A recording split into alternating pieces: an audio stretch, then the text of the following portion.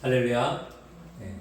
오늘 함께 은혜 받으실 하나님 말씀의 제목은 의와 절제와 심판에 대하여 라고 정해봤습니다. 우리 본문의 내용을 우리가 잠시 한번 살펴보면 등장하는 세 부류의 사람들이 등장합니다. 오늘 본문에 나오는 벨릭스와 그 아내 두루실라, 권세를 갖고 있는 총독과 그 아내, 또 바울, 그리고 이 바울을 죽이려는 유대 대제사장과 그 무리들, 세 부류의 사람들이 있습니다. 근데 이 세 부류의 사람들이 각자 원하는 게 다 달라요. 벨릭스는 바울에게 뇌물을 받기를 원해서 바울을 수시로 불러내서 그에게 뇌물을 받을까 하는 마음을 내비치고 있습니다. 바울은 때가 주어질 때마다 예수의 복음을 전하려는 마음을 갖고 있습니다. 그리고 그 대제사장과 유대 무리는 어떻게 해서든지 바울을 죽이고자 하여서 정치적으로 자신들의 원하는 바를 이루려고 노력을 하고 있습니다. 아주 짧은 성경의 구절의 배경이지만 너무나도 다양하고 다이나믹한 일들이 오늘 이루어지고 있습니다. 그런데 이것이 단순히 이 당시의 성경적 배경과 끝나는 게 아니라 어떻게 보면 우리의 삶과 사회에 돌아가는 현실도 너무나 다양하고 너무나 정말 우리가 생각하고 상상하기도 어려운 일들이 오늘날 우리 사회에도 일어나고 있습니다. 정치적으로도 너무 혼란스러워요. 암살이 일어나지를 않나. 또 그 암살로 또 상대방을 또 공격하고, 또 이런 와중에서도 재벌들은 어떻게 해서든 돈을 더 많이 벌으려고 여러 가지 권모순수를 행하면서 정치적으로, 경제적으로, 사회적으로 큰 혼란이 있는 사회를 볼 때에 예수님 당시의 상황과 오늘의 상황이 별반 다르지 않을 정도로 너무나도 여러 가지 일들이 우리 삶 주변에 일어나고 있습니다. 한국도 마찬가지죠. 한국에서도 지금 미국에 대하여서 관세의 문제, 또 한국에 왔던 한국인 근로자들이 체포되어지고, 또 한국에 돌아가는 문제, 또 경제적으로, 정치적으로, 또 종교적으로 너무나 혼란스럽고 시끄러워요. 이러한 와중에 과연 우리는 그리스도인으로서 어떻게 중심을 잡고 이렇게 파도처럼 풍랑처럼 몰아치는 이 세상에서 우리는 어떻게 방향을 잡고 바르게 하나님이 원하시는 방향으로 살아가야 될까? 정말 진지하게 고민하고 기도해야 될 때가 오늘날 우리의 삶인 것 같습니다. 그래서 오늘 본문의 내용에 있는 그런 상황을 비춰볼 때에 하나님이 정말 이 시대에 우리의 마음 가운데 어떠한 것을 항상 품고 살아야 되는지 우리에게 해주시는 말씀이 있는 것 같아서 하나님께 너무 감사를 드립니다. 오늘 본문의 내용은 우리가 잘 익히 알고 있는 성경 구절들이 아니에요. 우리는 이렇게 예수님이 하신 말씀 위주로, 또 시편에 나와 있는 글 위주로 보지, 이렇게 역사적인 사건을 우리가 개인적으로 묵상하는 일은 많지 않습니다. 근데 이 사건에 나와 있는 배경을 보면 요즘 현실 세계와 너무 비슷해요. 특별히 나와 있는 이 벨릭스와 그 아내 두루실라를 보면요, 이 벨릭스는 원래 로마의 시대 때 종이었던 사람. 근데 종이었던 이 벨릭스가 해방됐어요. 어떻게 해방된지는 나와 있지 않지만 이제 노예에서 해방되고, 노예에서 해방된 상태에서 글라디우스 황제 때에 이 사람이 큰 은혜를 입어요. 아마 그 형의 도움이 있었던 것 같아요. 형의 도움은 팔라스라는 사람인데, 그 팔라스가 어느 정도 계급이 올라가고 높은 위치에 올라가서 이 글라디우스 황제 때에 총독에 이르는 아주 큰 신분의 상승이 있었던 그러한 해방 노예였어요. 그리고 두루실라는 여러분도 잘 아실 거예요. 헤롯의 공주였습니다. 헤롯 대왕의 공주 두루실라. 근데 이 두루실라는 삶이 참 기구했어요. 약혼녀였다가 파혼이 되고, 또 결혼을 해서 왕비로 살고 있었는데 이 벨릭스의 유혹에 넘어가서 이혼하고 다시 이 벨릭스와 함께 재혼을 한 그런 상태였습니다. 여러분, 우리가 상상하는 그 이상으로 권력을 가진 사람들, 돈을 가진 사람들은요, 자신들의 돈과 권력을 유지하기 위하여서 너무나 엄청난 일들을 해요. 내가 어떻게 사는 것이 바르게 사는 것인가는 그 사람들에게 중요하지 않아요. 어떻게 하면 내가 이 권력을 유지할 것인가?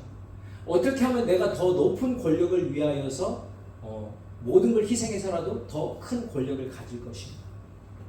이 드루실라의 삶을 봐도 그가 얻고자 하는 것을 위하여서 결혼 같은 것은 쉽게 그냥 파혼을 해버리는 그러한 냉정한 그러한 부류의 사람들의 삶을 우리가 지금 보고 있습니다.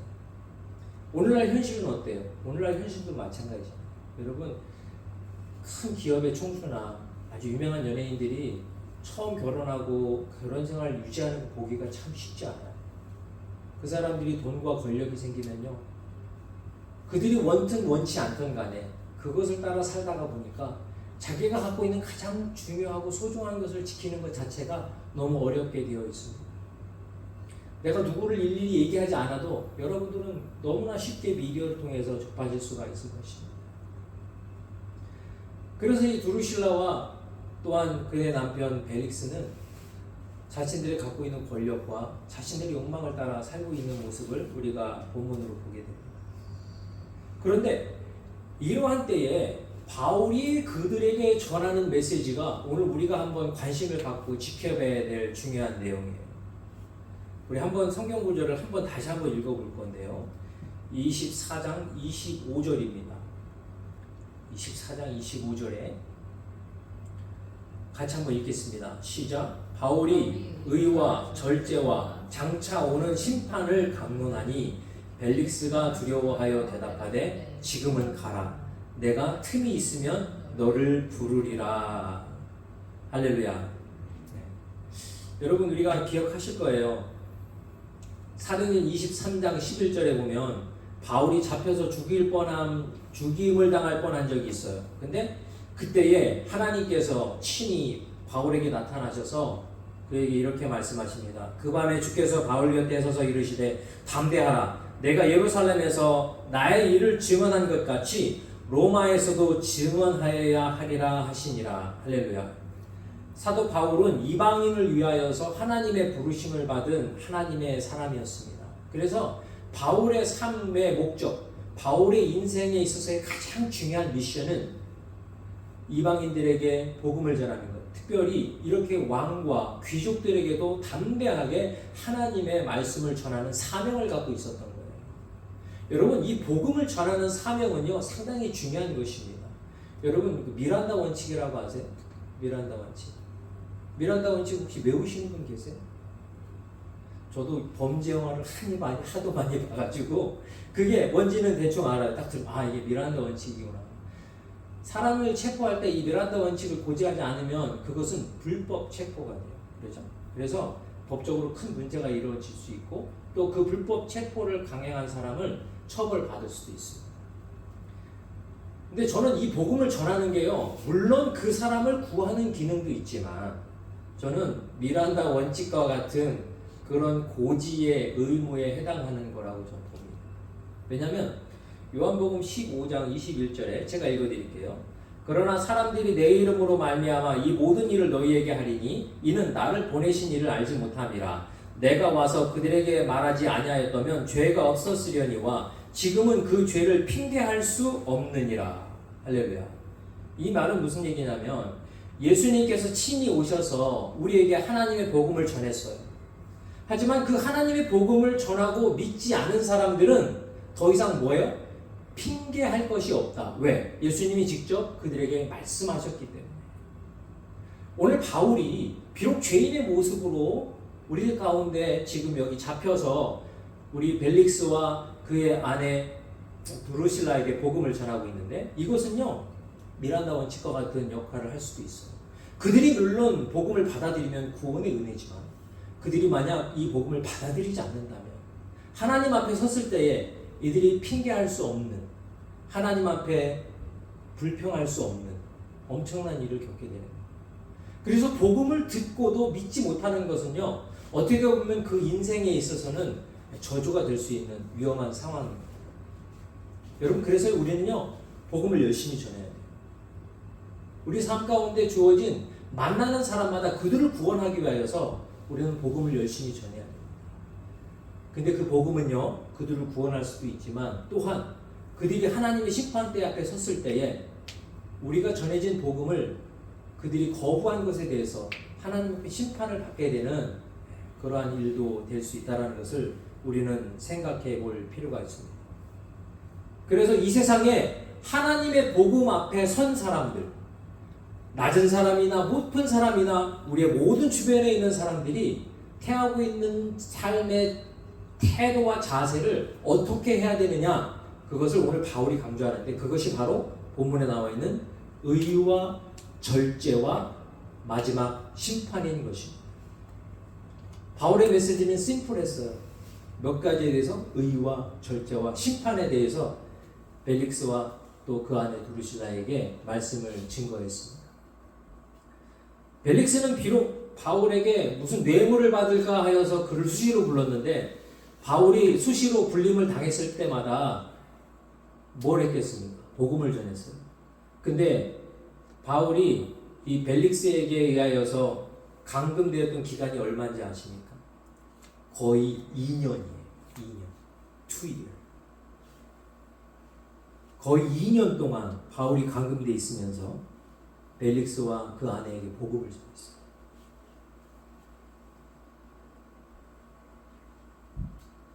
여러분 한번 생각을 해봅시다. 비록 벨릭스가 뇌물을 받을까 하여서 바울을 불렀지만 그 바울은 2년 동안 하나님에 대해서, 특별히 의에 대해서, 절제에 대해서, 심판에 대해서 마구마구 그에게 얘기했어요. 그에게는 엄청난 기회의 시간이 주어진 것입니다. 그 안에는 많은 갈등도 있었을 거예요. 그래서 그 갈등의 내용이 오늘 본문에 나오는데 벨릭스가 어떻게 했냐면 벨릭스가 두려워했다라고 나옵니다. 이 사람은 사실 두려울 게 없는 사람이었어요. 로마의 총독입니다. 그 고을과 지방을 다스릴 수 있는 엄청난 권력을 갖고 있는 사람이에요. 다른 사람을 살릴 수도 있고 죽일 수 있는 권세를 갖고 있는 사람이었어요. 그랬던 그가 바울에 의하여서 복음을 듣고 특히 그 복음 안에 담겨져 있는 의와 절제와 심판에 대해서 이야기했을 때 그의 심령에 두려움이 찾아왔어요. 아, 내가 갖고 있는 권력이 다가 아니구나. 나중에 심판이 있구나. 그런데 그 두려움을 그는 믿음으로 하나님께 나아가는 것을 선택하지 않고 그 선택을 보류합니다. 그래서 그가 얘기하죠. 지금은 가라. 내가 틈이 있으면 나중에 부를게 하고 결단할 수 있는 시간을 놓칩니다. 그러면 과연 이러한 능력 있는 총독으로서 엄청난 권력을 갖고 있는 그에게 바울이 과연 무엇을 얘기했기 때문에 그가 두려움을 느끼고 그의 심령에 변화가 있었는지 우리 한번 하나님의 의에 대해서 한번 먼저 살펴봅시다. 하나님의 의. 하나님의 의는 우리가 영어로는 the righteous of God, 하나님의 의라고 얘기하죠. 하나님의 의는 우리가 생각할 수 있는 기준의 의가 아닙니다. 우리는 가끔 하나님의 의에 대해서 얘기할 때에 우리가 생각하고 있는 도덕적 윤리적인 기준으로 하나님은 의로운 분이시다라고 생각하고 있습니다. 하지만 하나님의 의는 우리가 갖고 있는 의의 개념의 위에 계셔요. 하나님의 의는 도덕적 기준이 아닌 하나님께서 만드신 이 세상과 이 우주를 다스리시는 하나님의 원리예요. 하나님의 의는. 비록 이 벨릭스는 뇌물을 조금 더 받으려고 어떻게든 바울을 불러서 얘기하는데 바울이 계속 얘기하는 건 이 하나님의 의에 대해서 계속 얘기를 하는 거예요. 도대체 하나님의 의가 뭔지도 모르겠지만 벨릭스는 이 말을 들으면 들을수록 계속 두려운 마음이 생기는 거예요. 예수님께서 이 땅에 오셨을 때에 저와 여러분에게 빛으로 오신 줄 믿습니다. 그래서 요한복음 1장에 보면 참 빛이 이 세상에 비쳤을 때에 이 세상이 그를 좋아했다, 싫어했다? 성경에서는 그 빛을 싫어했다. 왜? 어둠은 빛이 오면 물러나게 될 거예요. 하나님의 의가 우리 가운데 오니까 그 나타난 현상이 뭐였냐면요. 그 빛으로 오신 예수님이 우리 가운데 왔을 때에 우리의 죄와 우리의 더러운 것이 드러나기 시작한 거죠. 여러분, 우리가 성경에서 기억나는 부분이 있을 거예요. 베드로가 밤새 물고기를 잡았는데 물고기를 잡지 못했어요. 근데 선착장에 있었던 예수님께서 베드로에게 얘기하죠. 자, 오른쪽으로 그물 한번 내려봐라. 깊은 데로 가서. 그랬더니 베드로가 많은 물고기를 잡을 수 있었어요. 그렇죠? 그리고서 그때 베드로의 눈이 밝아져서 예수님을 알아본 거예요. 예수님을 알아보고 그가 메시아고 그가 그들을 구원할 하나님의 아들인 것을 깨닫고 바울이 첫 번째로 했었던 고백이 뭡니까? 야, 예수님이다. 아싸, 좋아. 이렇게 안 했습니다.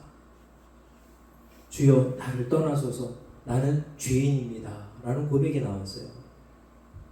나는 죄인입니다. 우리의 욕망, 우리가 원하는 것, 나의 쾌락을 위해서 살았던 나 중심적인 인간이 의 대신 예수님께서 빛으로 우리에게 다가오셨을 때에 저와 여러분이 먼저 느끼는 건 뭐냐면요, 내 죄가 드러나게 돼 있어요. 나의 잘못, 나의 욕망에 찌들었던 나 자신이 드러나게 돼 있어요. 그러면요, 우리가 얼마나 더러운지 깨닫게 되어지고, 그래서 하나님과 함께 할 수 없음을 우리는 인식하고 하나님을 밀어내려는 죄인의 속성이 있는 것입니다. 그러다 보니까 이 벨릭스도 하나님의 의에 대해서, 빛으로 이 땅에 오신 예수님에 대해서 그가 들을 때마다 그 마음 가운데 두려움과 그 마음 가운데 불편함이 있었던 거죠. 우리의 삶은 과연 어떻습니까? 저와 여러분의 삶은 과연 어떻습니까? 우리가 착하고 바르게 사는 것은 인간된 도리입니다. 하지만 그것은 보여지는 것이고요. 우리의 내면은 어떻습니까? 과연 우리가 의로운 사람으로 우리 내면 또한 정결하고 정직하게 살아갑니까? 우리는 그렇지 않을 때가 많죠. 겉으로 보여지는 모습은 착하고 선량한 시민이지만 마음속으로는 흉악하고 더러운 생각들로 더럽혀져 있는 우리 모습을 우리는 종종 발견하곤 합니다. 하나님은 의로우신 하나님이십니다. 그래서 저와 여러분에게 우리의 마음 가운데 있는 더러운 우리의 죄악과 우리의 정욕대로 살지 않고 우리의 죄가 하나님 앞에 드러나서 하나님 앞에 회개하고 이롭게 살아갈 수 있도록 저와 여러분에게 빛 대신 의로운 예수 그리스도를 허락하신 줄 믿습니다. 로마서 1장 17절에 바울은 이렇게 얘기했습니다. 복음에는 하나님의 의가 나타나나니 믿음으로 말미암아 이르게 하나니 기록된 바 오직 의인은 믿음으로 말미암아 살리라 함과 같으니라. 할렐루야. 오직 의인은 믿음으로 말미암아 살리라. 할렐루야. 왜냐? 복음에 하나님의 의가 있기 때문에, 예수 그리스도 안에 하나님의 의가 있기 때문에 도저히 하나님의 의에 이룰 수 없는 한계가 명확하고 더러운 인간이 예수 그리스도 앞에 무릎 꿇고 예수를 영접할 때에 예수 안에 있는 의가 저와 여러분의 삶 가운데 영향력을 미치는 능력을 덧입게 되는 줄 믿습니다. 여러분, 어떻게 보면 저와 여러분은 로버트 태권브의 같은 깡통과 같은 존재예요. 똑같은 육신을 가지고 똑같이 살고 있지만 우리 마음 가운데 무엇을 품고 사느냐가 우리의 행동으로 나타나요. 제가 되게 좋아하는 부분, 로버트 태권브가 이렇게 딱 기지에 딱 있을 때, 조종사가 누구예요?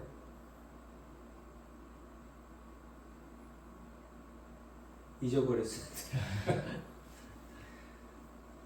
딱 악당이 출몰했을 때 걔가 이렇게 막 제비호 생각났다. 제비호를 타고 로버트 태권브이 안에 딱 들어오면 태권브이가 눈이 반짝하고 빛나요. 그리고 악당을 쳐부수러 막 갑니다. 그리고 악당은 그냥 박살이 나죠. 그런데 어느 날 악당이 로버트 태권브이에 들어갑니다. 그랬더니 로버트 태권브이가 원래 눈이 이렇게 좀 금색으로 이렇게 딱 빛나는데 악당이 들어가니까 빨간색으로 빛나더라고요. 왜 악당이 들어가면 다 빨간색으로 변하는지 모르겠어요. 그리고서 이 로버트 태권브이가 엄청난 힘으로 사람들을 괴롭히는 거예요. 지구를 공격하는 거예요. 저와 여러분도 어떻게 생각하면 이 깡통 로버트 태권브이가 비슷한 존재예요. 우리 마음에 어떤 것을 품느냐에 따라서 우리의 삶이 달라져요. 의, 하나님의 의, 예수 그리스도의 사랑을 우리가 마음에 품을 때에 저와 여러분은 용서가 돼요. 저와 여러분은 사랑이 되고 저와 여러분은 인내가 됩니다. 그런데 내가 원하는 것을 추구하며 살고자 하는 이 더러운 내가 내 마음속에 있을 때는요, 용서가 안 돼요. 작은 것에도 분노합니다. 이 자존심 때문에 누군가를 용서하는 것을 참을 수가 없어요. 누구를 사랑하는 것도 나의 만족을 위하여서 조건적으로 사랑하게 되고요. 내가 원하는 것을 위하여서 마음속으로 죄악도 환영하게 됩니다. 사랑하는 우리 엘링 공동체 성도 여러분, 저와 여러분은 이 하나님의 의에 대해서 날마다 깨어서 이 땅의 빛으로 의로우신 예수 그리스도를 우리 마음 가운데 깊이 품고 살아갈 때에 하나님의 의가 저와 여러분을 통해서 세상으로 나타날 줄 믿습니다. 두 번째 바울이 전했던 것은 절제입니다. 절제. 셀프 컨트롤. 우리 옆에 분들과 함께 한번 인사 나눕시다. 우리 절제하면서 합시다. 절제하면서 합시다. 절제하면서. 이 절제라는 건 상당히 좀 어려운 주제인 것 같아요. 그죠? 절제하는 거. 이 절제하는 게 상당히 어려운데, 특히 절제하기 어려운 경우가 어떤 경우냐면, 맛있는 음식이 있을 때 절제하기 상당히 어려워요. 진짜 맛있는 음식이 있으면, 어제도 라면집에 가서 이렇게 라면을 한 걸 거의 다 먹었는데 또 밥이 나왔네. 밥이 나오는 걸 예상을 못했어요. 라면을 맛있게 먹었는데 밥이 나왔어. 근데 우리 어떻게 해야 돼요? 그걸 참아야죠. 참고 그걸 다음날 먹던 해야 되는데, 이거를 먹다 보니까 밥도 살짝 맛만 봤는데 이거 맛있네. 간도 딱 맞고 밥을 너무 잘 지었어. 거의 뭐 스시에 막 써도 손색이 없을 만큼 밥을 잘 지었어요. 게다가 이 위에 올라간 불고기 고명이 아주 적당하게 짜지도 않고 또 그렇다고 싱겁지도 않고 이건 밸런스가 잘 맞나 말이에요. 그러다 보니까 절제를 먹게 되는 거죠. 그 결과 우리는 어때요? 배가 나오는 거죠. 절제했어야 되는데. 근데 이런 게 한두 가지가 아니에요. 우리 삶 가운데 절제가 필요하지만 절제하지 못하는 것들이 참 많이 있습니다. 근데 이 절제라는 게 어떻게 보면 우리가 항상 좀 약간 착각하는 게 있어요. 절제, 셀프 컨트롤 이렇게 생각하면 우리가 뭔가 좀 속박되는 느낌? 뭔가 좀 내가 그거에 매여서 이렇게 내가 이러면 안 되는데 라는 어떤 구속받는 느낌이 살짝 있는 것 같아요. 나만 그런가? 여러분들도 그렇죠? 그래서 우리가 먹는 걸 좋아하는 분들은 항상 이렇게 서로를 위안하잖아요. 맛있으면 0칼로리. 맛있으면 0칼로리. 그때는 이제 자유하게 그냥 먹을 수 있다. 그래서 어떻게 보면 이 절제라는 단어가 우리를 속박하는 단어처럼 우리에게 받아들여지는데, 사실은 어떻게 보면 이 절제라는 것은요, 정말 자유인만이 할 수 있는, 의지적으로 스스로 자유한 사람만 할 수 있는 특권인 것 같아요. 왜냐? 내가 이것을 절제해야 되는데 절제 못한다는 건 뭐예요? 내가 식욕에 매여 있다라는 거예요. 하지만 내가 이 식욕으로부터 자유하다면, 내가 이 음식에 막 돌진하고자 하는 나의 어떠한 짐승과 같은 본능으로부터 내가 자유하다면, 어떻게 보면 우리는 절제할 수 있게 되는 거죠. 그래서 어떻게 보면 이 절제는요, 자유인의 특권입니다. 여러분, 예수님께서 이 땅에 오셔서 우리에게 얘기하십니다. 진리를 알지니 진리가 너희를 자유케 하리라. 할렐루야. 별로 이렇게 감흥이 없으신가? 자유하고 싶지 않구나. 그냥 배 터지게 먹고 싶다 이거죠. 그렇죠. 요한복음 8장 31절에 하신 말씀이에요. 그러므로 예수께서 자기를 믿는 유대인들에게 이르시되 너희가 내 말을 안에 거하면 참으로 내 제자가 되고 진리를 알지니 진리가 너희를 자유롭게 하리라. 할렐루야. 진리가 우리를 자유롭게. 이 드루실라와 이 벨릭스는요, 어떻게 보면 자신들이 갖고 있었던 욕망의 노예였어요. 왜냐? 그들은 자신이 갖고 있는 권력, 그들이 갖고 있었던 어떠한 욕망에 의하여서 자신들의 어떠한 가치 같은 것들을 과감하게 포기하고 저버리고 이혼하고 배신하고 그러면서 그것들을 위하여 추구할 수 있는, 자신들이 누릴 수 있는 것들을 위하여서 물불을 가리지 않고 했었던 사람들입니다. 그 이유는 뭐예요? 그 사람들이 자유인이기 때문에? No. 그들은 욕망의 노예였기 때문에 그렇게 할 수밖에 없었던 거예요.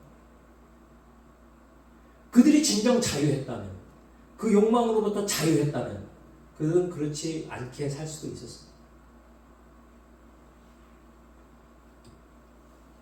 요즘 시대는요, 이 욕망의 과잉의 시대, 사람들의 어떤 희망과 욕망이 과잉의 시대. 여러분, 그 대표적인 게 코로나 팬데믹 이후에, 팬데믹이 딱 끝나자마자 이 사람들의 소비 심리가 제트기를 타고 쫙 올라가죠. 여러분, 그때 생각나요? 그때 차가, 우리가 평상시에 살 수 있는 차가 이렇게 스티커에 이렇게 매니팩처에서 이제 서제스트하는 프라이스가 있잖아요. 그때 저희 집사람 차도 바꿔야 될 때가 됐었거든요. 물론 여러 가지 이슈가 있었긴 했지만 차를 바꿔야 되는데, 그 차가 원래 한 45,000불 정도 하는 차였어요. 근데 그 차를 45,000불에 살 수 있었을까요? 없었을까요? 못 사요. 그때 프리미엄이 붙기 시작해요. 사람들이 팬데믹 이후에 소비가 폭발을 한 거예요. 그러다 보니까 정상적으로 한 45,000불 정도 사야 되는데 5,000불을 더 내. 못 샀어요. 도저히 그 값을 살 수 없어요. 중고차를 샀죠. 그것도 비싸게 샀어요. 근데 그게 차 문제에서 끝난 게 아니었어요. 여러분, 그때 명품 소비 난리가 아니었어요. 한국에서는요, 매장에서 가방, 어떤 특정 업체의 가방을 하나 사려면 다른 거 몇백만 원어치 사야 이 가방을 살 수 있어요. 이 가방 사려는 사람이 너무 많은데 물건이 없는 거예요. 그러니까 사람들이 서로 너도 나도 그거를 갖기 위해서. 그것뿐만이 아니죠. 자전거. 여러분, 길거리에 흔한 게 자전거였죠. 저도 자전거를 좋아해서 관심이 많았는데, 그 당시에 스페셜라이즈드라는 회사가 하나 있었어요. 좋은 자전거를 만드는 회사였는데, 팬데믹 딱 끝나고 나서 그 사람들이 가격을 50% 올렸어요. 말이 돼요? 똑같은 재원에 똑같은 사양의 자전거인데 팬데믹 끝났다 50% 올라갔어요. 근데 없어서 못 팔았어요. 너도 나도 막 이걸 사고자 하는 욕망, 막 그동안 절제하고 막 눌려 있었던 사람들의 소비 욕구가 그냥 폭발을 하니까 회사들도 미쳤어. 갑자기 막 하늘로 올라가는데, 막 하늘 높이 올라가면 올라갈수록 더 잘 팔려. 근데 여러분, 요즘에 상황이 어때요? 눈물의 세일을 하고 있어요. 자전거 회사마다 그때를 생각한 거예요. 와, 야, 자전거 이렇게 잘 팔리니까 앞으로 계속 잘 팔리겠지? 착각을 한 거죠. 요즘 인터넷 검색만 하면요, 50% 세일은 기본이에요. 그리고 조금 형편이 어려운 회사들은 70% 세일까지 하고 있어요. 그 얘기는 뭐예요? 그게 다 거품이었다. 왜? 사람들이 욕망 때문에. 한국에도 요즘은 그 이제 명품의 이 시대가 좀 거품이 꺼졌다 그래요. 그래서 명품들을 안 산대요, 잘. 중고 당근마켓에 명품들이 아주 저렴한 가격에 그냥, 그래도 안 팔린대요. 거품이 꺼진 거죠. 저는 가끔 그런 생각을 많이 해요. 옛날에 어렸을 때 딱지치기 하고 구슬치기 할 때, 여러분 딱지치기, 구슬치기 해보셨나요? 안 해보셨죠? 사모님 딱지치기 해보셨어요? 그 오징어 게임에 나오는 딱지치기. 딱지치기, 구슬치기. 주영이도 해봤어요? 그 주영이 수영이제도? 진짜로? 딱지 세대요? 어렸을 때. 놀랍다. 제가 원래 좀 손재주가 좋았어요. 어렸을 때부터. 딱지하고 구슬 하면은 동네에서 제가 이렇게 손가락이 꼽힐 만큼 제가 실력이 좋았어요. 실력이 좋았는데 이제 저는 딱지를 이렇게 봉지 안 들고 다니고 자루에 넣어봅니다. 자루에 넣어가지고 이렇게 항상 이제 구슬치기는 주머니가 이렇게 빵빵하게 이렇게. 그럼 이제 저는 이제 딱지개와 구슬개의 큰 손으로 이렇게 딱. 근데 딱지를 막 열심히 막 치고 있다가도 저녁에 이제 해가 뉘엿뉘엿할 때 왕이야 밥 먹어라 하고 엄마가 부르시면 어떻게 돼요? 집으로 가요. 집으로 가서 엄마가 보면 딱지 보고 아유 우리 딱지 많이 따왔네 좋아하실 것 같죠? 야 이 더러운 걸 왜 이렇게 많이 갖고 응? 애들 하나 줘 이거 여러분 이게요 우리가 하늘나라 가면은 당하게 될 일이에요. 하나님께서 우리가 정말 죽고 나서 하늘나라 갔을 때 아이고 우리 왕이 딱지 많이 따왔네 그리고 좋아하실 것 같아요? 구슬 많이 따왔네 좋아하실 것 같죠? No. 아무 쓸데없어요. 이 벨릭스와 이 두루실라가 자신들의 욕망을 따라서 권력, 돈, 명예 이런 거 가지고 죽고 나면 그거 가지고 하늘나라 갈 수 있어요? 못 가요. 하나님이 칭찬하세요? 칭찬. 이거를 어떻게 해야 돼요? 우리는 절제해요. 우리의 삶에 성령을 의지하여서 이것을 컨트롤해야 되는 것입니다. 어떻게? 진리로 이것을 우리가 자유롭게 컨트롤할 수 있어요. 예수 그리스도의 십자가의 구원의 은혜가 우리 마음 가운데 중심에 딱 잡혀 있으면요, 이게 우리의 삶의 가치관이 싹 바뀌어요. 이 진리가 되신 예수님이 이 안에 말씀으로 꽉 있지 않으면 이 가치관이 흔들려요. 흔들려. 권력이 좋은 것 같고, 남들은 다 막 부자가 되고 막 성장하는 것 같은데 나만 뒤처지는 것 같고. 왜? 내 안에 진리가 없으니까. 근데 내 안에 진리가 있으면요, 그건 아무 상관이 없어요. 너가 돈을 많이 벌고 네가 맨날 수시를 먹고 사시를 먹던 그게 나한테 중요한 게 아니야. 나한테 중요한 건 뭐예요? 내 안에 있는 예수. 내 안에 있는 하나님이 어떻게 하면 더 기뻐하실까? 어떻게 하면 내가 더 이 복음으로 사람들을 사랑하며 섬기며 예수님을 닮아갈까? 그래서 그 안에서 우리가 자유를 느끼는 거예요. 권력에 매이지 않아도 돼요. 돈에 매이지 않아도 돼요. 명예에 매이지 않아도 돼요. 우리는 예수 안에 매여 있으면 다른 그러한 것들로부터 자유함을 누리게 되는 줄 믿습니다. 그때에 우리는 절제를 이룰 수 있습니다. 성령이 함께 하시기 때문에. 여러분, 우리가 자유를 느낀다고 해서 빨가벗고 들판을 뛰어다니진 않아요. 그렇죠? 왜요? 그게 자유가 아니거든. 그 미친 거지. 우리는 어디에서 편안하게 옷을 갈아입고 쉬나요? 제한된 공간. 나에게 주어진 보금자리. 크고 작던 나에게 주어진 보금자리 안에서 우리는 편하게 옷을 벗고 쉴 수 있습니다. 절제는요, 우리가 예수 안에 있을 때만 나타날 수 있는 거예요. 들판을 빨가벗고 뛰어다니는 개, 강아지가 아닌 이상 저와 여러분은 예수 안에 있을 때 참 자유를 느끼게 될 줄 믿습니다. 여러분, 만약 여러분이 예수 안에 없다면요, 여러분은 지금 자유가 없는 거예요. 여러분도 모르는 그 무언가에 끌려다니고 있습니다. 그게 돈이 될 수도 있고요, 명예가 될 수도 있고, 욕망이 될 수도 있습니다. 이 시간 한번 우리 마음을 돌이켜서 내가 정말 예수의 진리가 이 안에 있는가? 내가 그 안에서 참 진리로 자유한가? 그것을 돌이켜보고 참 진리 되신 예수 그리스도를 마음속에 모시고 우리의 삶 가운데 많은 것들로부터 절제하고 스스로를 자유인으로서 선택하며 살아갈 수 있는 저와 여러분 될 수 있기를 예수님의 이름으로 축원드립니다. 마지막으로 바울이 벨릭스와 그 아내에게 했던 것은 장차 오는 심판에 대해서 말씀하신 적이 있습니다. 심판. 짜자잔. 심판. 이거 되게 무섭지 않아요? 심판. 저지먼 데이.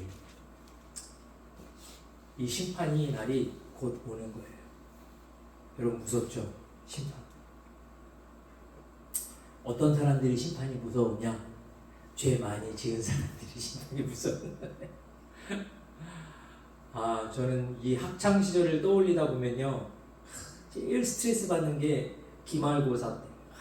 기말고사. 두 번째 스트레스 받는 게 뭐냐? 학교 개학할 때. 너무 힘들었어. 특히 학교 개학할 때. 여러분 미국엔 그런 게 없어. 방학 숙제. 너무 억울해. 나 때는 방학 숙제가 있었어요. 그것도 너무 많았고. 일기. 또 트라우마. 나 이거 진짜 장애 생겼어. 일기. 다른 숙제는 어떻게든 대체가 가능해요. 친구들하고 모여서 특히 방학 동안에 우리 뭐 받아요? 이렇게? 탐구생활인가? 뭐 이렇게 방학 때 책 하나 받죠. 그거는 친구들하고 모여서 이렇게 다 뺏기게 하면 한 1시간? 2시간이면 금방 해결해요. 근데 이 일기는 제일 문제가 뭐예요? 날씨. 나는 오늘 친구랑 놀았다. 근데 날씨로 써야 돼. 그날 날씨가 어땠는지 알 수가 없는 거야. 이건 진짜 그때로 돌아갈 수도 없고, 그렇다고 한 줄 두 줄 쓰자니 이건 좀 약간 면이 안 써도 중간에 일기를 막 지어내다가 나중에 포기하게 되죠. 너무너무. 근데 제가 실수로 일기를 다 쓴 방학이 있었어요. 실수로. 어머니가 아주 무지하게 혼내셔가지고 매일 일기 검사를 하신 거예요. 너 오늘 일기 썼어? 안 썼어? 안 썼는데, 야, 일기 안 쓰고 오늘 밥 먹지 마. 밥을 안 주시네. 어떻게 일기를 써야지. 하고 숙제도 이렇게 친구들과 잘 베껴가지고, 그러니까 신기한 일이 벌어졌어요. 계약이 그리워지는 거야. 왜? 내가 다 했거든, 숙제를. 그러니까 나는 하루하루가 계약만 기다려지는 거예요. 그러면 어떤 일이 일어나요? 자, 선생님이, 자, 주목. 자, 일기 다 쓴 사람. 그럼 어떻게 해요? 우리는 번쩍 드는 거죠. 있을 수 없는 일이 일어나는 거죠. 딱 당당하게 일기를 딱 제출하는 거죠. 그러면 친구들의 눈빛이 두 부류로 샥 갈려요. 한쪽은 부러운 눈빛. 나 일기 안 쓰는데. 한쪽은 잘했군. 그런. 오늘 바울이 지금 이 얘기를 하는 거예요. 하나님 안에 의와 진리로 살았던 하나님의 자녀는 이 마지막 날, 이 심판날이요, 축제날이에요. 하나님 앞에 인정받고, 하나님 앞에 사랑받고, 칭찬받고, 하늘의 상급받고, 하나님의 자녀로서 영원히 하나님과 함께 동행하는 날. 파티가 일어나는 큰 축제의 날. 그런데 그렇지 않은 사람들, 의를 저버리고 어둠을 택하고 절제하기보단 자기 욕망에 매여서 하나님이 원치 않는 일을 행하며 살았던 사람. 이 사람들 그날이 지옥에 가. 지옥에 가. 여러분, 지옥이 그 안에 불이 있고 아픔이 있고 뜨거움이 있어서 지옥이 아니에요. 그들에겐 영원히 하나님과 할 수 없는 것이 진정한 지옥. 더 이상 의와 함께 할 수 없고, 더 이상 절제할 수 없고, 더 이상 사랑할 수 없고, 더 이상 섬길 수 없고, 더 이상 희생할 수 없고, 오직 고통과 외로움만 있는 것. 그것이 바로 지옥인 것입니다. 여러분, 그래서 바울이 전했던 의와 절제와 나중에 심판은요, 우리가 인생을 살아갈 때에 우리 마음속에 결단코 잊어서는 안 되는 소중한 하나님의 은혜인 줄 믿습니다. 저요, 여러분의 인생이 마지막 천국 가는 날이 잔칫날 될 수 있는 저와 여러분 될 수 있기를 예수님의 이름으로 축원드립니다. 여러분, 이게 당시에 있는 벨릭스와 드루실라만의 문제는 아니에요. 오늘날 우리가 예수를 믿는다고 하면서도 성령께서 의로서 절제로서 우리에게 가르쳐 주시는 많은 메시지들이 있는데 우리는 어떻게 해요? 언젠가 하겠죠. 나중에 하나님 용기 주시면 뭐 그때 해야죠. 나중에 때가 되면 내가 뭐 어떻게 해야죠 라고 미루는 것들이 있으십니까? 아니면 하나님과 여러분밖에 모르는 어떠한 순종하지 못하는 그러한 일들이 저와 여러분 가운데, 삶 가운데 있습니까?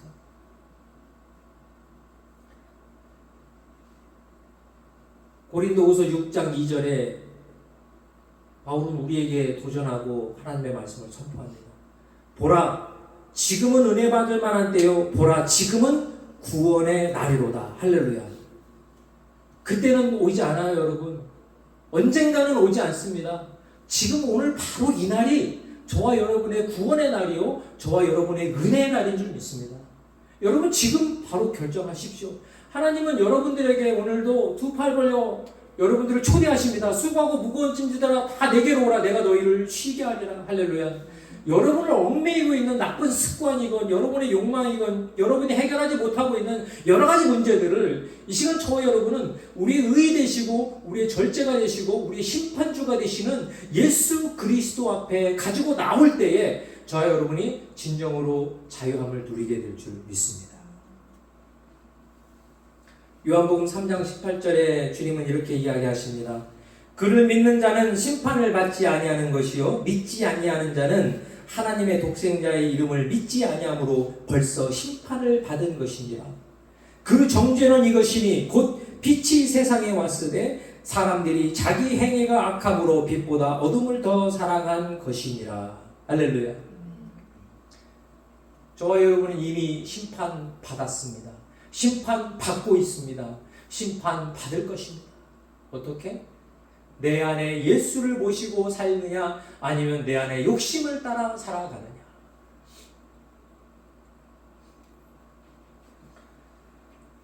벨릭스는 이 바울 사건 이후에 그의 행적으로 나타나 있는 것은 그는 총독의 자격이 박탈이 됩니다. 그리고 더 이상 역사에서 찾아볼 수가 없어요. 두루실라는요, 역사의 고전에 의하면 폼페이 최후의 날, 그 화산이 폭파되던 그때에 그의 아들과 함께 죽었다라고 전승되어 있습니다. 여러분, 이 두루실라와 이 벨릭스는 그가 회개하고 예수를 영접하고 은혜의 삶을 살 수 있는 기회가 엄청나게 많았어요. 장장 2년에 걸쳐서 하나님께서 만드신 가장 위대한 사도라고 얘기할 수 있는 바울에 의하여서 이 의에 대해서, 절제에 대해서, 심판에 대해서 귀가 따갑도록 듣었던 사람이에요.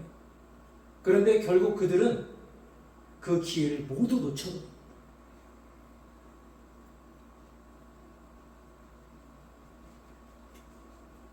우리 스스로 한번 마음속에 다짐합시다. 나는 진정 하나님의 의를 붙잡고 살아가는가? 나는 진정 성령의 절제 안에서 나의 욕망과 정욕을 다스리며 자유롭게 살고 있는가? 나는 장차 오는 그 하나님의 심판날을 잔칫날로 기대하며 사고 있는가? 이것을 저와 여러분이 항상 스스로 물어보고 이 세상에 또 하나의 벨릭스와 또 하나의 드루실라가 되지 않고 하나님의 나라를 기쁨으로 맞이할 수 있는 성도가 될 수 있기를 예수 그리스도의 이름으로 축원드립니다. 기도하겠습니다. 그러한 마음으로 살 수 있게 해달라고 이 시간 다 함께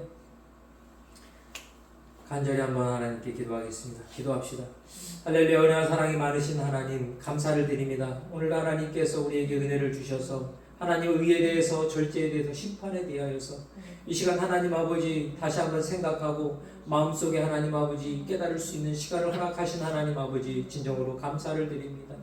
우리가 하나님 아버지 우리의 관념적인 생각의 의 가운데 매여서 하나님 우리의 진정 의인으로 빛으로 오신 예수 그리스도를 마음에 모시지 아니하고 우리의 도적적인 생각으로만 살았던 우리를 용서하여 주시고 예수님이 원하시는 그 의, 복음에 나타난 그 의, 하나님을 사랑하고 이웃을 사랑하며 희생하며 섬기는 그 참다운 의로운 삶을 우리 삶 가운데 추구하며 누릴 수 있도록 우리에게 성령으로 함께 하시고 인도하여 주시옵소서.